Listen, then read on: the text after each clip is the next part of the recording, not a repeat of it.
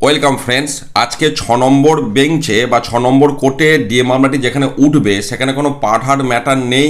এই আপডেট আমি এর আগে আপনাদের সাথে শেয়ার করেছি। এবার আজকে যে আপডেটটা দেখতে পেলাম, অ্যাকচুয়ালি আপডেটটা কালকে এসেছে। সুপ্রিম কোর্ট অফ ইন্ডিয়া থেকে যে বিজ্ঞপ্তিটি দেওয়া হয়েছে, আমি একদম শেষে যাচ্ছি, দেখুন 27শে এপ্রিল 2023, নিচে বাঁদিকে ডেটটা দেওয়া আছে। এবং যেটা বলা হচ্ছে লাস্ট প্যারাগ্রাফটা, আজকে 28শে এপ্রিল 2023 একটা স্পেশাল বেঞ্চ গঠন করা হবে। সেই বেঞ্চের বিচারপতি থাকছেন একজন অনারেবল জাস্টিস দীনেশ মহেশ্বরী আর একজন honourable justice Sanjay Kumar for code number 6 for hearing special bench matter. এই বিষয়টি কিন্তু রয়েছে। এবার 6 নম্বর কোর্টে আজকে ডিএ মামলাটি শোনার জন্য যে বিচারপতিরা রয়েছেন, একজন হচ্ছেন অনারেবল জাস্টিস দীনেশ মহেশ্বরী আর একজন অনারেবল জাস্টিস সঞ্জয় কারল। কিন্তু 6 নম্বর বেঞ্চে এর আগের দিনও আমরা দেখেছিলাম অনারেবল জাস্টিস দীনেশ মহেশ্বরী এবং অনারেবল জাস্টিস সঞ্জয় কুমার, এনাদের একটি স্পেশাল বেঞ্চ গঠন হয়েছিল এবং ওই পাঠার ম্যাটার যেটা ছিল সেটা শুনানির জন্য।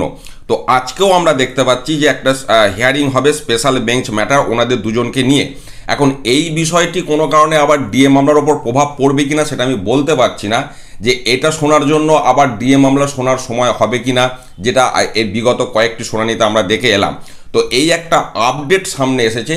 এর জন্য আমি দুশ্চিন্তার কোনো কারণ তৈরি করতে চাইছি না, কিন্তু জাস্ট আপডেটটা শেয়ার করলাম যে এখন এই বিষয়টি কতটা আজকের শুনানিতে ডিএ মামলার ওপর পড়বে সেটা এর জন্য আমাদের আবার এখনও কয়েক ঘন্টা অপেক্ষা করতে হবে।